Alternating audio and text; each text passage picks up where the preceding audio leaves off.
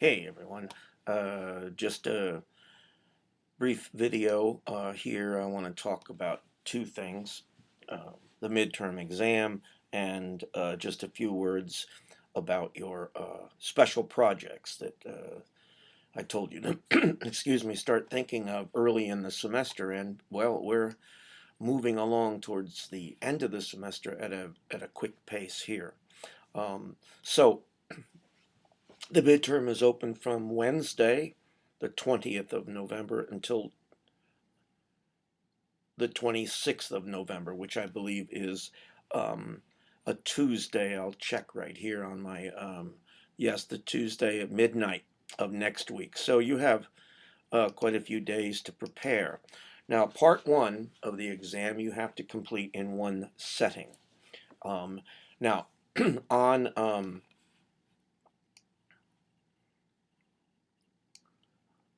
for the test, I've created a pool.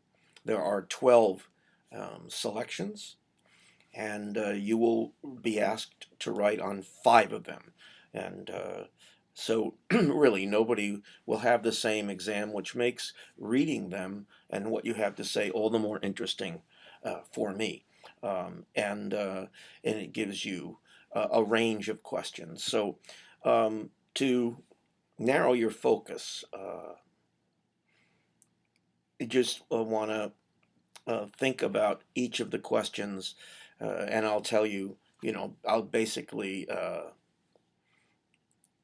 give you an idea of which stories and poems and whatnot I ask that you'll have a question on, and certainly you want to look at another evening at the club. Um, because of the I mean, for all the issues that we've discussed, um, you know these this story really set things up in a lot of ways, especially for women's roles. Now, in another evening at the club, you want to be thinking, you look over the notes now, but to think in terms of what happens when Samia uh, goes to Aboud Bey and says, "Well, I have the ring, and you know, we should do something," and he decides, well, we can't let anybody know that we've made a fool of ourselves by having that woman beaten on only my word, by the way, from the police. It's a pure example of neo-colonialism. And he says that gesture that he used to have, when the touch on the face, was this time like a slap. And you want to discuss, what happened there. And that's one of the questions that you want to look into.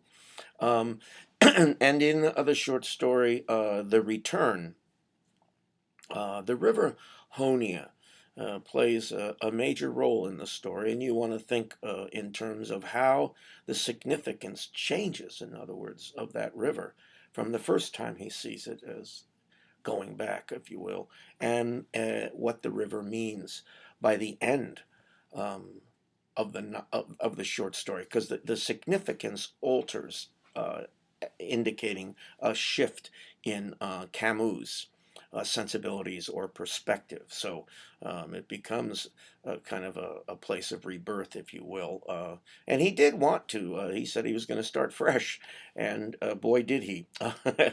But not quite in the manner that he had assumed or hoped the day he left the concentration camp or the prison. Um, and you have another of these post-war stories, Civil Peace itself. The title is an odd way to say things. And you have in Civil Peace the bike. Jonathan has a bike. Um, and that bike is a symbol of a lot of things for him. What not the least of which is the fact that he has the foresight to think ahead. Well, notice where he buries that bike, and they men think of the whole idea of family and community, and what Jonathan does with that bike, and what he does uh, with his head, his intelligence, when the so-called officer basically orders him to give him the bike or whatever. I can't remember right now when I'm doing it, but that's okay. Look it up. You also have a poem. Um, uh, oh, wait a minute. There's a short story. Yes, a short story. The Land of the Sad Oranges, and think about the notes to that story and the kind of things that got discussed on the in the threads. But one of the things is that that whole right of return that I talked about, the Palestinians' desire to come back from those refugee camps that they've been in since 1948, basically. In Lebanon, now I mentioned, I'm sure, the Langston Hughes, about a dream unfulfilled, and drying up like an orange, or does it explode? And look at the orange at the end of that story, and think in terms of the quotation, "In the afternoon, when we reached Sidon, we had become refugees." And what does that mean in the context of the story, and also events that have continued to develop in that area of the Middle East? You had a poem um, by Mohammed Darwish, and it was the identity card. And I know if you had a lot to say about it, and you can think of a similar um, poem from South Africa, the one that claimed that we don't have any more cards, and really what it was is they're going to get rid of one because they have another. And in the poem, he says, "I am an Arab, and the number on my card is 50,000. I have 8 children, and the ninth is due after summer. What's there to be angry about?" You can intone that any way you want to reflect what you think is going on there. Now, each of these questions, when you go and write about, you want to do 7 or 8 really distinct good sentences for each of these um, prompts. And if you cover all these that I'm mentioning here, all 12 of them, you'll have no problem.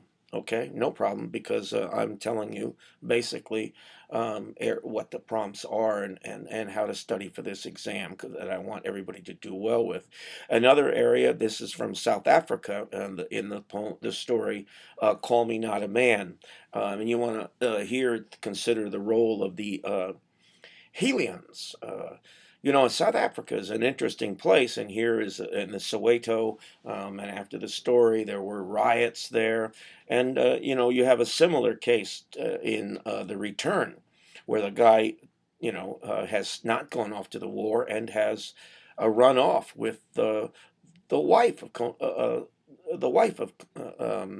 And there are thousands of people who sided, blacks who sided with um, the British in Kenya. And here you have the Helians, the blacks, who are working for the white government. And of course, in the end, you can see when the brothers start yelling that the idea suddenly is that they really are in a minority. But the question is why they do it, and after the independence, there was what do we do with them? And that was the whole idea of the reconciliation. That these issues of post-war, um, the post-war world takes you through just about all the stuff that we've read, including Persepolis, what happens after the war, that was prolonged in Iran. Situations that continue today. As we move on to you moved on to Asia and China. The in and a lot of you said you liked my old home, and I'm glad for it. It is a interesting story by Mao's favorite author, because of his emphasis upon the significance of the peasants in a society long bifurcated between the minority of the genteel class, the landowners, and this huge pyramid of pyramid of peasants, and the ideal of the republic and then of Mao was, kind of, especially for Mao, of this kind of classless society, and he always turned to the exemplar, were these, peasants, to the point where people would make sure that their sons married peasant girls. Uneducated didn't matter, because that would look good in the society. And it was, it was the moving a mountain, is how do you change? And in the um, the narrator in My Own Home notices that his nephew enjoys playing pretty much as he did with the young peasant boy. So you want to think of the significance of all that in terms of the following quotation. I thought, hope cannot be said to exist, nor can it be said not to exist. It's just like pathways over the land.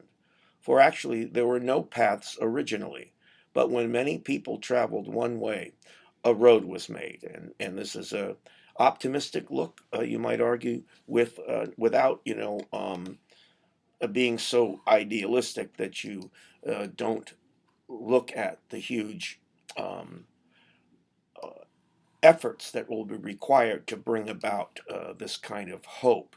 Um, I like the story of Wildflower, um, and that, this is a gentle way, um, a gentle story that hides a little bit of the tragedy, because we don't hear about really what goes on between this sweet young girl and this old man to whom she's been married. Um, so you want to be thinking about that in terms of the story and the girl. And in the end, what is the significance, do you think, of her wanting to write her name at the conclusion of this quite brief short story? Um, Patriotism is of the Japanese stories you read. Patriotism is a tough one.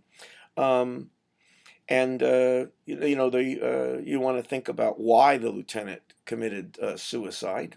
Um, and so he goes out of his way with his wife to make sure that everything is done just perfectly well, all, in the long run, as service to the emperor.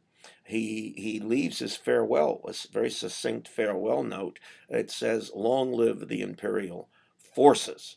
um, and this one takes such a different road from the kinds of messages that this story, the different kinds of messages you got from, let's say, the novel, which portrays the hope for the future in an entirely different way. And in this one, you might think in terms of the difference between that lieutenant and the old timer, probably the only one who couldn't sing with well. But that, if you're looking for in the future, this old timer, it just moves along. And it says in the novel, he's described, it says this: however, men like the old timer say nothing and simply keep on working. That seems to me far better than clamoring for your own selfish interest. No matter how chaotic things are, some people go on working silently and unobstructively, obtrusively. Aren't they the real patriots? Doesn't the survival of a country depend upon them?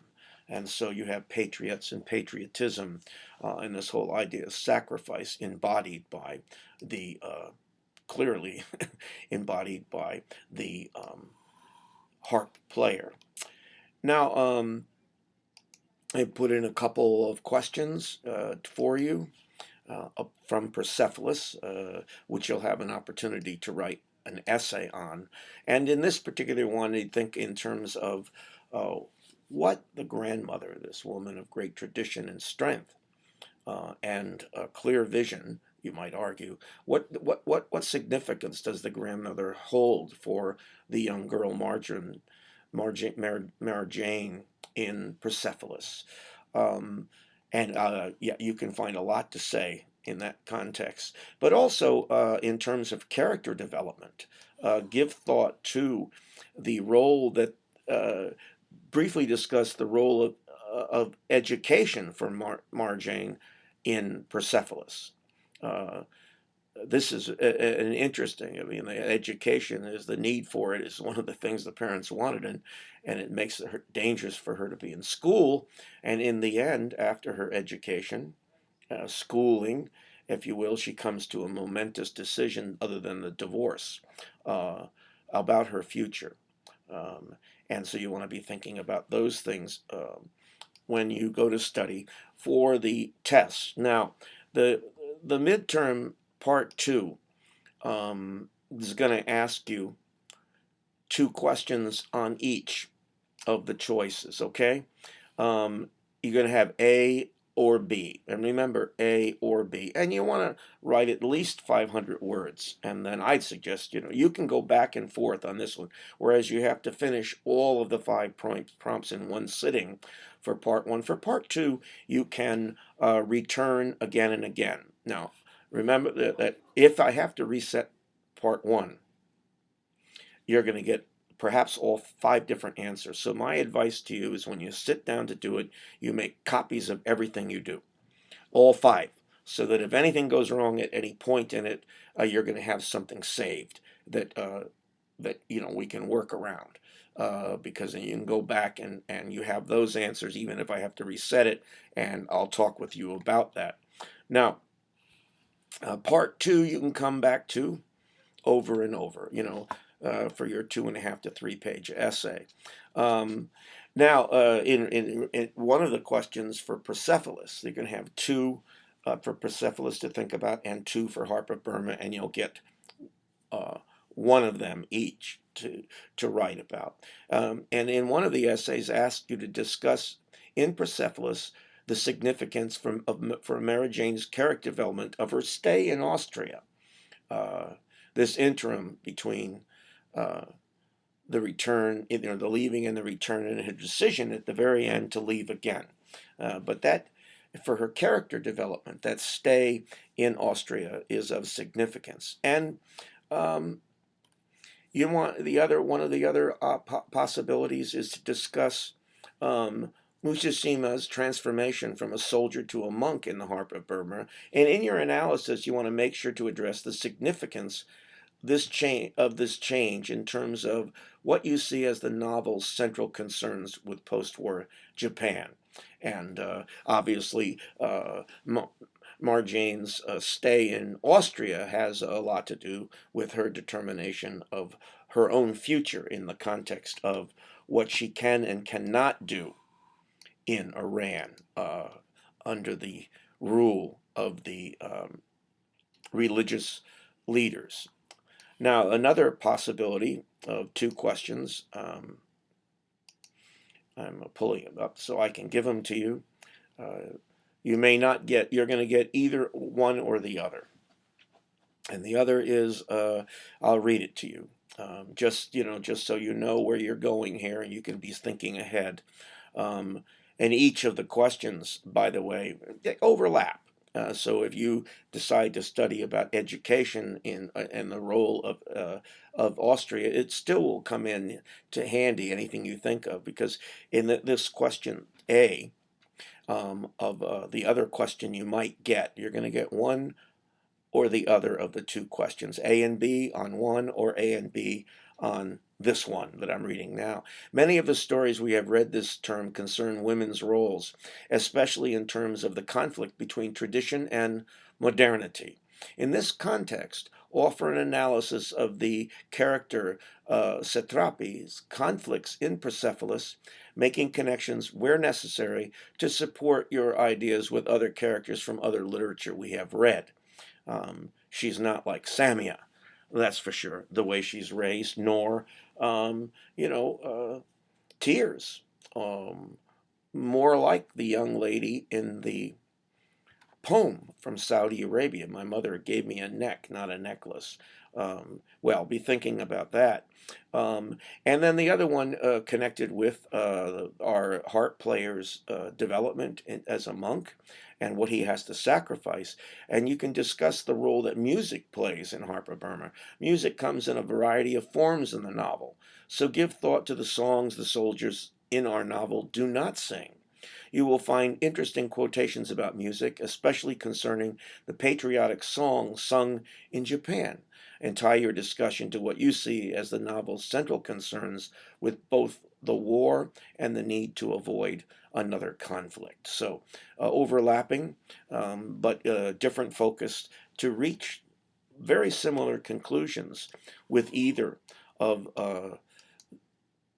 these questions. Now you're going to write on either Persepolis or Harp of Burma, so you can, focus in there uh, as you move along. Okay. Um, Now the other side of the coin is you have by the end of the semester something I talked about earlier, um, and this is your special oral presentation. And I had changed the course because the oral presentation is something required, really, by any class that's going to fulfill these new general studies requirements in the area of global studies. I used to have another paper, but this one is I decided on a presentation. And what happens in these with these kinds of projects, usually you write a paper and I'm the only one who knows about it. You might write something on the discussion board, but otherwise, no one benefits anything. People benefit from the discussion threads, as you've told me and as I know.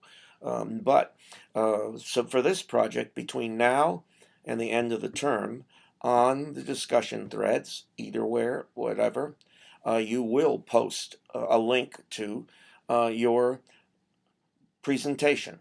Um, and I'd like it to be on YouTube or on a blog page, however you want to do it. There should be, a 7 to 10 minute presentation.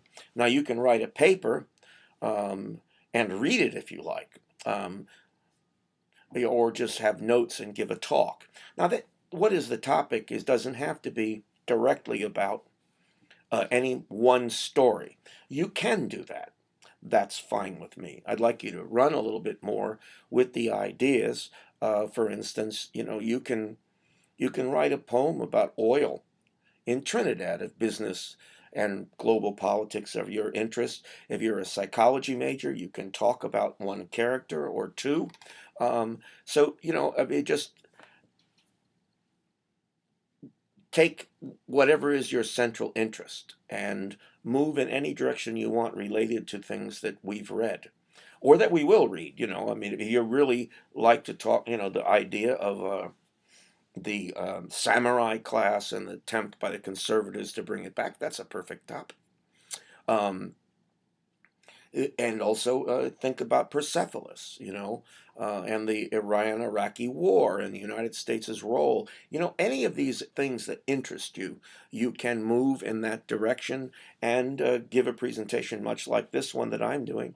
Most of your, almost all computers now, including iPads and other things, have an ability to take a movie. I mean, you can hold the thing and take a movie if you want to, make a movie, excuse me. And then it's a simple matter of opening a Google account, and I think it's Google's for Facebook, but you can open a YouTube account for free.